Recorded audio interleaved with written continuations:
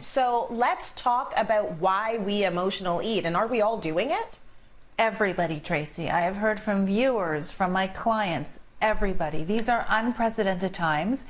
And what do we do when we're stressed? We look for sugar, we look for fat, we look for salt. And we're not looking for it at breakfast. We're emotionally eating 3 o'clock, before dinner, after dinner. I get it. I believe that everybody's an emotional eater to a certain degree. Happy, bored, sad, lonely, we eat.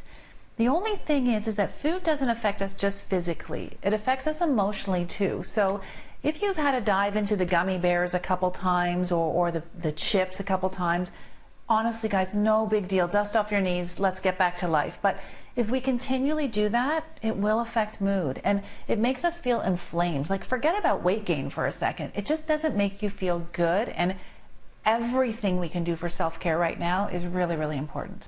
You say there are certain signs that you should be looking out for if you are an emotional eater and maybe it's time to stop the train. What are those signs? For sure. If these signs become a daily habit, you sort of want to pay attention to that. So for example, if you're eating when you're full, if you're continually thinking, oh, I need to lose weight, and you reset the next day, or you think, I'm going to starve myself for a day or two because I've had a full food binge. If you are food binging, so if you're eating a row or two of cookies instead of 1 or 2 cookies, you're not really hungry. You're actually binging to self-soothe. If you find that you're eating when you're full, or if there's a pocket of time that's really hard for you, typically that's after dinner. People's nerves are shot, and that's where too much alcohol or too much food comes in. If that's every single day, or if you're feeling guilt, don't feel guilty after you've eaten. Enjoy your indulgences, but if there's food guilt every day, you sort of want to look at that. Now, you actually have some strategies that we might want to try so that we can be a little bit more mindful. If you put a dot on your hand, and for a day or two during your hard times, so let's say that's after dinner, before you eat anything, you look at the dot on your hand and you think, am I really hungry, or am I sad? Am I angry? Am I lonely? Am I bored? What's going on here?